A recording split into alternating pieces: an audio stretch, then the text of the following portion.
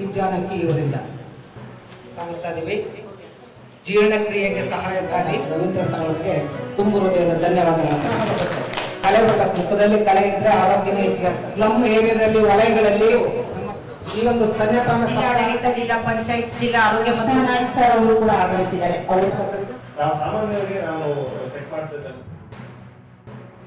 Starting ಅಲ್ಲಿ ತಾಯಿ ಹಾಲು ನೀರು ಜಾಸ್ತಿ ಕುಡಿಬಾರ್ದು, ಈ ರೀತಿ ಎಲ್ಲ ಇರ್ತಾರೆ. ಒಂದು ಬುದ್ಧಿವಂತ ಡಾಕ್ಟರ್ಸ್ ಇರ್ತಾರೆ ನಮ್ಮ ಪಕ್ಕದಲ್ಲಿ.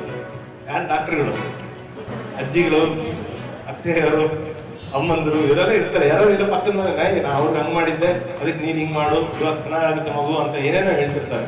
ಅದನ್ನೆಲ್ಲ ಕೇಳಿದೆ ಈ ತರ ಒಂದು ಕಾರ್ಯಕ್ರಮಕ್ಕೆ ನಾನು ಹೋಗಿ ಬಂದಿದ್ದೀನಿ. ಅಲ್ಲಿ ಡಾಕ್ಟರ್ ಹೇಳಿದ್ದಾರೆ, ಹಾಗಾಗಿ ಎದೆ ಹಾಲು ನಾನು ಕುಡಿಸ್ತೀನಿ ಅಂತ ಹೇಳಿ ನೀವು ಕುಡಿಸೋಂಗೆ ಎಲ್ಲ ತರ ಕೆಲಸ ಮಾಡಬೇಕಾಗುತ್ತೆ.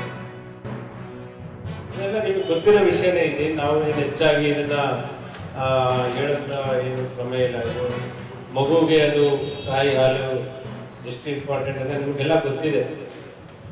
ನಾವು ಸಹ ಇದೆ ಮುದ್ದೆ ನಾವು ಬಂದಿರೋದು ಇಲ್ಲಿವರೆಗೂ.